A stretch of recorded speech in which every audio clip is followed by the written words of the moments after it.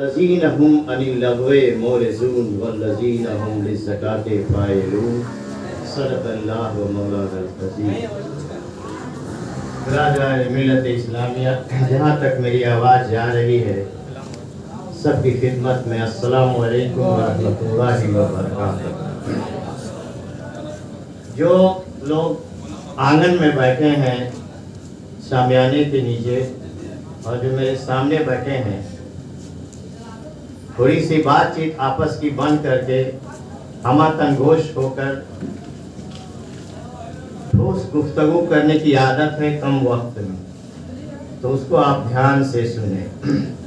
ہماری بیٹیاں، ہمارے بچے اور ماں بہنیں جہاں بھی بیٹھی ہیں، آپس کی گفتگو بند کر کے تھوڑا دھیان اس طرف دیں۔ جو بھائی بہن اپنے گھروں سے میری آواز سن رہے ہیں، کسی وجہ سے نہ آ سکے، تو وہاں سے بھی اگر آپ سنتے ہیں تو اس محفل بابرکت میں آپ کی روحانی حاضری قبول کی جائے۔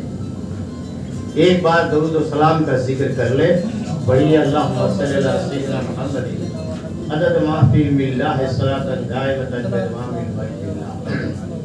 حصول برکت کے لیے ایک بار آپ درود و سلام پڑھ لیں، اللہم صلی اللہ علیہ سیدنا محمد عدد ما فی اللہ صلاۃ دائمۃ بدوام ملک اللہ۔ دو بار آپ نے درود شریف پڑھا، موٹے طور پر 4 برکتیں آپ کو مل گئی۔ علامہ یوسف بن نبہانی رحمۃ اللہ علیہ کی کتاب فضائل درود کے مطابق 48 فائدے ہیں ایک بار درود شریف پڑھنے۔ موٹے طور پر 4 آپ نے حاصل کر لیا۔ نمبر 1، 10 گناہ مٹا دیے گئے، 10 نیکیاں اس کی جگہ لکھ دی گئی۔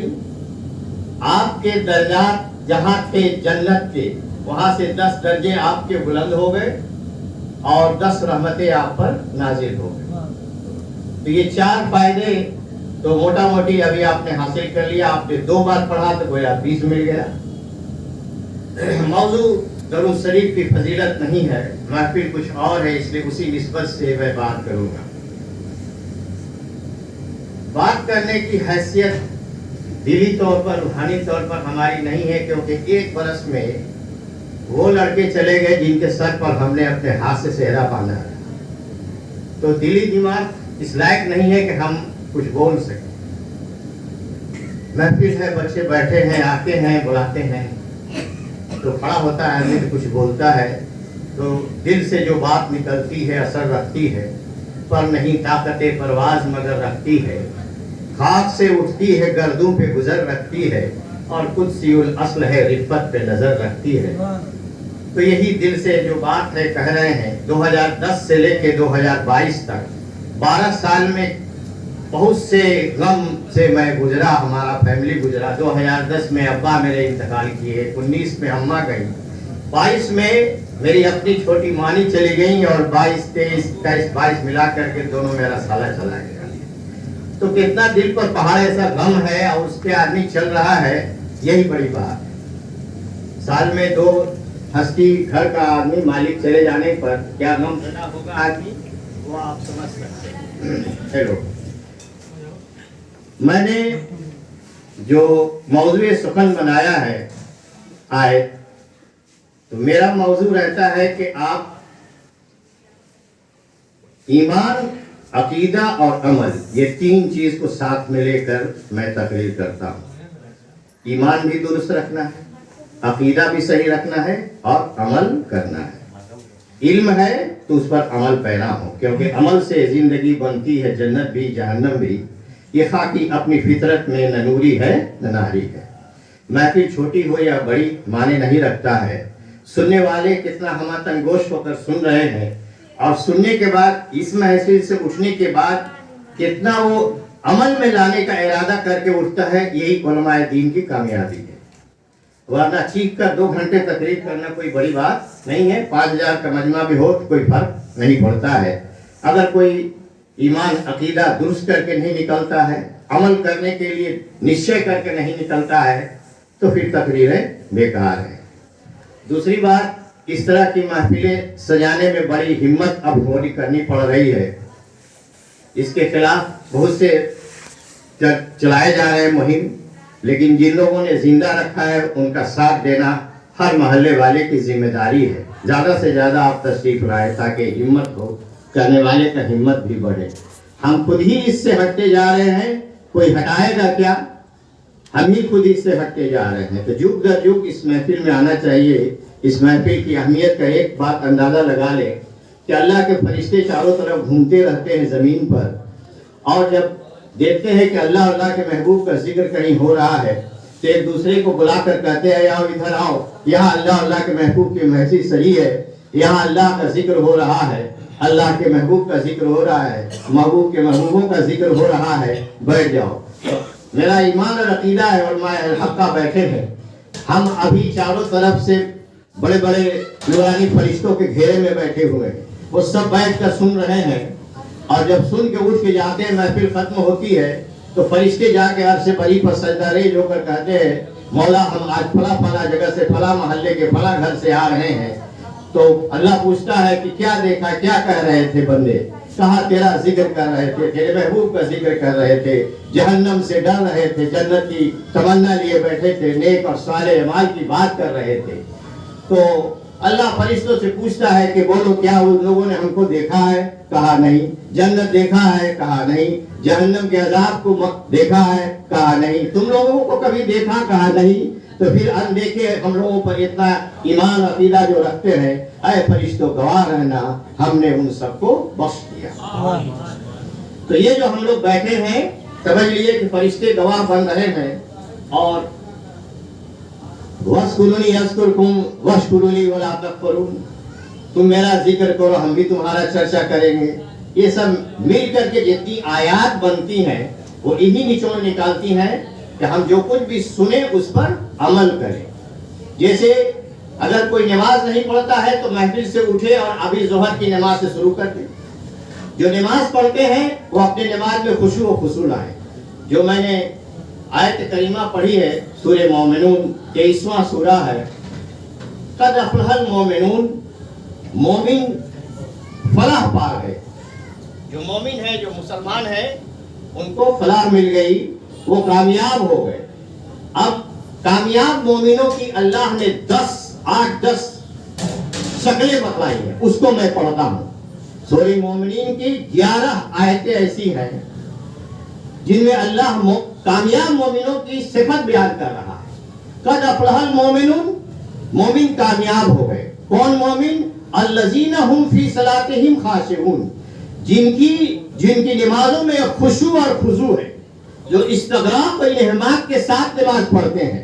ایسا نہیں کہ نماز میں تحریمہ باندھے ہیں اور پورا گولا گھوم رہے ہیں، پورا محلہ گھوم رہے ہیں اور اپنا کاروبار میں لگے ہوئے ہیں، کھوپڑی کہیں اور ہے، نماز کہیں اور ہے۔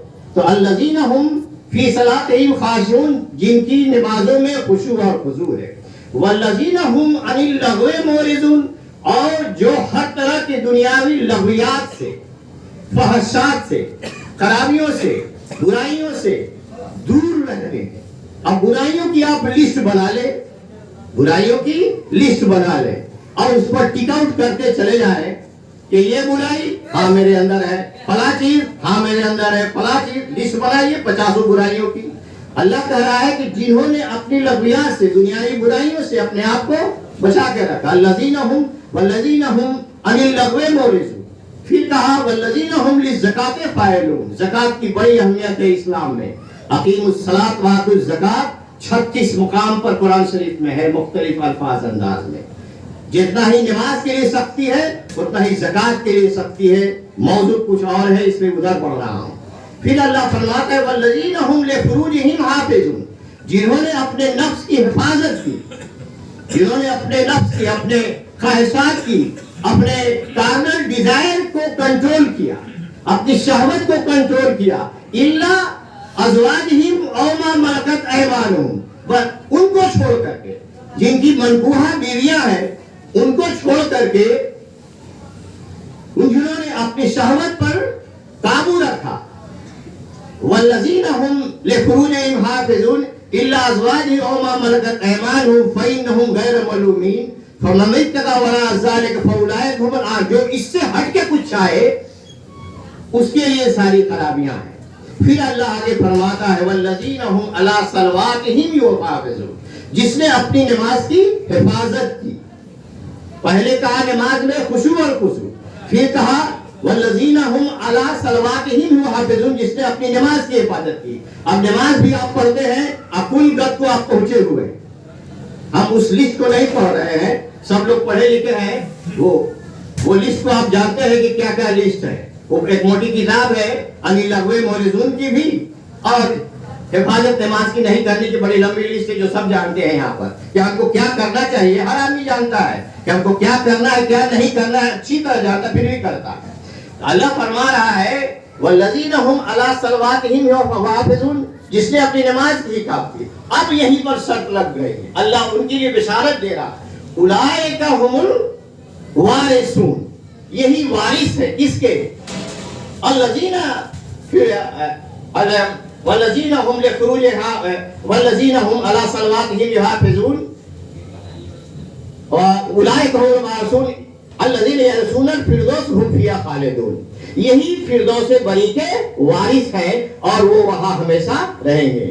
تو یہ جو 11 آیتیں ہیں سورہ مومن کی صفت بیان ہو رہی ہے، تو وہ مومن کامیاب ہوئے، قد افلح المؤمنین، وہ مومن کامیاب ہوئے جن میں یہ ساری صفت ہیں، جو اپنے نمازوں میں خشوع و خضوع رکھتے ہیں، جو دنیاوی لغویات سے پاک و صاف ہیں، جو زکوٰۃ دیتے ہیں، جو اپنی منقوہ بیوی کے علاوہ ادھر ادھر نگاہ نہیں دوڑاتے ہیں، اور جو امانت میں خیانت نہ کرتے، جو عہد کرتے وہ پورا کرتے ہیں۔ والذین هم لأمانتہم وعہدہم راعون، اور اس کے بعد والذین هم علی صلواتہم یحافظون، جو اپنے نمازوں کی حفاظت کرتے ہیں۔